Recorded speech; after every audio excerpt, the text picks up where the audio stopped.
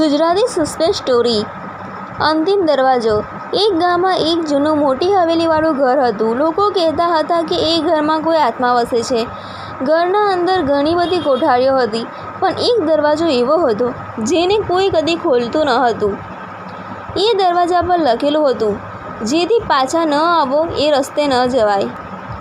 ગામના લોકો એ ઘર તરફ નજર પણ ના કરતા।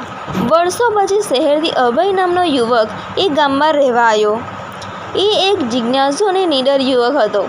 ગામના વૃદ્ધોએ જ્યારે એને એ ઘરની કથા સંભળાવી, ત્યારે એની અંદર ઊંડો રસ જાગ્યો। એક રાત્રે અભય એ ઘરમાં દાખલ થયો। ભયાવહ શાંતિ હતી। ધૂળથી ભરેલા ફ્લોર, તૂટેલા પતંગિયા અને ચૂપચાપ દરવાજાઓ। પણ એક દરવાજો જે ઉપર ચેતવણી લખેલી હતી, એ હજુ પણ બંધ હતો। અભયે માની લીધું કે એ માત્ર એક ભયજનક કહાની છે। એમ વિચારીને તેને એ દરવાજો ધીમેથી ખોલી નાખ્યો, અને અંદર એક સાવ અલગ જ જગ્યા હતી, નવી દુનિયા જેવી। પણ સમય વળગી ગયો હોય એમ બધું જ અજાણ્યું લાગતું। ભીતો પર જૂના ચિત્રો, એક પથ્થરનું બોક્સ અને એક ઘડિયાળ જેની સૂઈ ઓછી થતી રહી હતી। ઘડિયાળ નીચે લખેલું હતું, તમે સમયના વલણમાં પ્રવેશી ગયા છો, હવે પરત ફરે તે તમારા કર્મો પર નિર્ભર છે। અભય એકદમ ગભરાઈ ગયો। એ દરવાજો તરફ વળ્યો, પણ દરવાજો ગાયબ।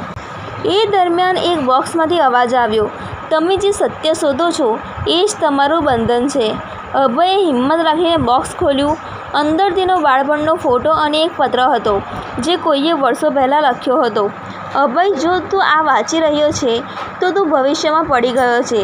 આ તું તારો પોતાના ચિંતન અને અભિપ્રાયના કારણે ઊંડા ગુફામાં ફસાયો છે। જ્યારે તું તારી અંદરની ખોટ સ્વીકારીને સાચો રસ્તો પસંદ કરીશ, ત્યારે જ એ દરવાજો ફરી ખુલી શકે। અભય સમજ્યો, ભય કોઈ દ્રશ્ય વસ્તુ નહોતી, ભય એનો પોતાનો અભિમાન હતો, દુઃખ અને પોતાનું બંધન હતું। એ એક શીશામાં જોઈને રડી પડ્યો, અને થોડી ક્ષણોમાં એ ફરીથી ઘર બહાર હતો।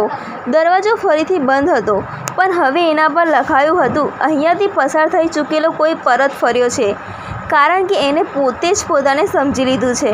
વાર્તામાંથી મળતી શીખ, કેટલીક વાર ભય બહાર નથી હોતો, એ આપણા અંદર જ છુપાયેલો હોય છે। જો હિંમત અને સમજ હોય તો કોઈ પણ અંતિમ દરવાજો ખોલી શકાય છે।